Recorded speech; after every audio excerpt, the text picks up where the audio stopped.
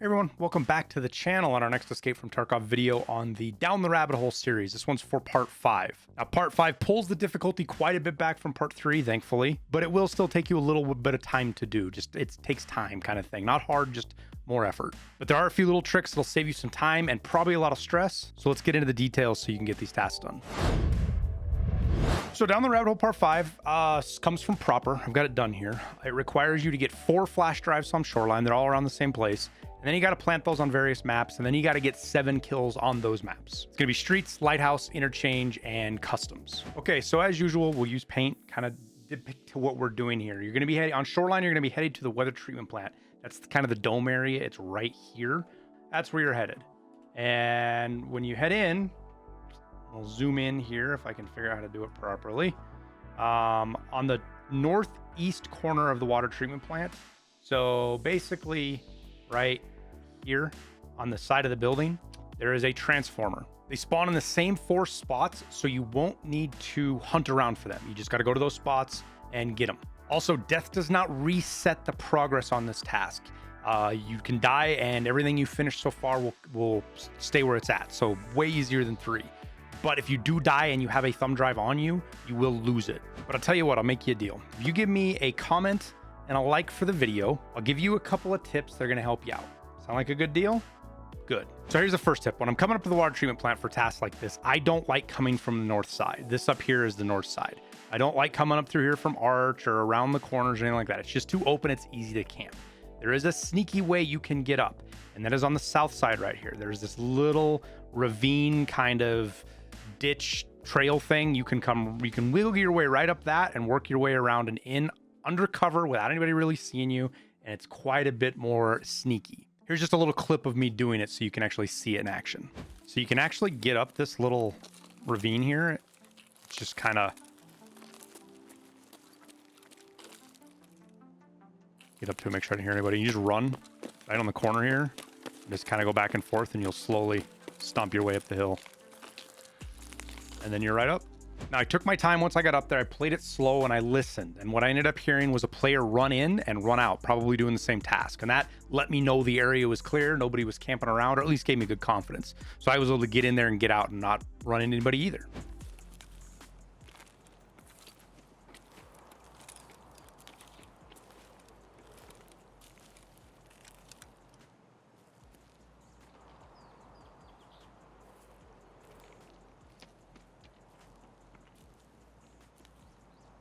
I think that was him heading down and away. 1,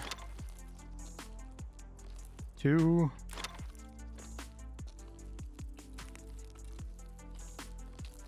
4 of them. 3,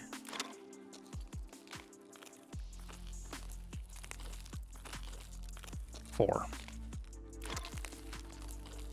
Now here are the 4 locations highlighted as you walk up to it. You can even see the thumb drives if you look really closely. There are 2 sitting on the food cans on the ground, and then another one on the ground on the right side of the transformer as you're looking at it here, between the fence and the transformer itself. And then the last one is just above that one on the ground on a little junction box that's on the side of the transformer. It's sitting right on top of that. Now you need to survive with these. You got to get out with them. You got to get out without dying. So I used a lot of SJ6s during the course of all this task, but especially to get across Shoreline. So if I was lucky I spawned on that side of the map, I didn't need to use one to get there, but when I left I used one to get to extract a little bit quicker. And if you're coming from the other side, it might be better for you to hit one so you can get there a little bit faster. So the next step here in the process is to plant them, obviously, but there's a very important little tip here that's going to save you some time and a ton of grief.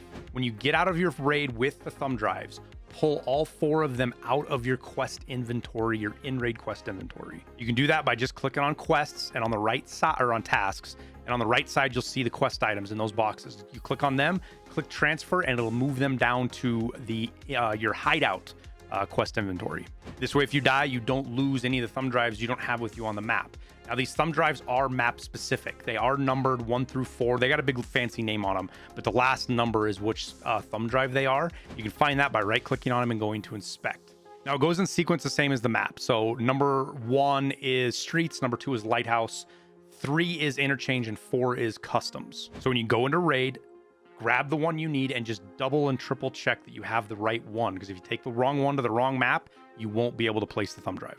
And for me, I also usually brought a couple of smokes. There's a couple of the maps, like specifically Lighthouse, that 1 or 2 smokes can completely hide where you're planting, so somebody can't snipe you from a long ways away. Now, the drop areas are pretty straightforward to find. They are just next to the car extracts on their respective maps. So the first one on streets, as you run up to the car and before you go through the gate, there's some trash bags on the right. That is the plant location. I tried to go inside the gate and see if I could plant inside a little bit more cover, and you can't. You got to do it right out in front, right where everybody can see you. The second is on Lighthouse, like we talked about.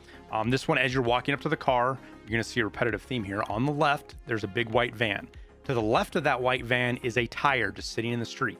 That is your plant location. Now, this one can be kind of tough. You got to get the location just right. You see, I struggled here a little bit trying to do it. Basically, you got to be standing. Don't try to crouch or get anything like that. Stand and just slowly look around until you get the plant icon, plant, and then hold, and you're done. Third up is interchange, and this one also gave me a little bit of grief trying to get the spot just right. But I came around from the far left, but if you're walking up to the car, just to the left of the car is a building and 2 trash cans on that building. The trash can closest to the car is your plant location. Now, the fourth and last one is customs. And this one is probably the most dangerous because dorms is an absolute hotspot right now. It's really open. People are going to be looking for you. So try to go with a team of people that can at least cover you, or you have to clear dorms, or maybe right in the middle of a fight. If there's a firefight going on, you might be able to sneak in there and get that done real quick while everybody's distracted and not paying attention to you outside in a bush. That's where it is. As you walk up to the car, or where the car's supposed to be, just to the left, there's 2 bushes. There's a little one and a big one. The big one is the plant location. And with that, the hard part's done, but the time-consuming part is next. You got to get 7 PMCs on kills on each map. Lighthouse gave me the hardest time. It did take me probably 6 raids, 5 or 6 raids, because I got skunked a couple of times where I only got 1 or 2 players. What I ended up doing was bringing a thermal to find people. It helped speed things up quite a bit because I could scan. I knew there was nobody else, and I could just reset. Others had a hard time on interchange because that map can just be empty a lot of the time, especially this late in wipe. I got lucky. We had full raids of people, so we got through that one pretty quick. But once completed, you get a hefty chunk of cash and 2 more Rice Tea helmets, which there's a lot of those lately, so I don't know if that means something. I'm hanging on to mine just in case, but just seeing all these Rice Tea helmets from all these rewards on tasks is a little unusual to me. But they could just be the reward they're deciding to give. I don't know. Now, as of filming this, Nice Guy and his crew, along with fans all around the world, are working through the ARS system to get part 6 unlocked. So once they have that, we'll try to get it done. If it's one I can do a guide video before I do it, I'll do that. But we'll get it out for you as soon as we have it and it's ready to go. So we'll wrap it up there. Thank you guys for watching. Don't forget to hit that like and subscribe button if you haven't already, because it helps me out a ton. And throw any comments down there of any extra tips or things you guys discovered along the way. I do read almost all of your guys' comments, and I do derive information from it. So it is helpful. It's not just to comment. I do take the feedback and I look at a lot of it. But I'll say good luck in your raids, and we'll see you in Tarkov.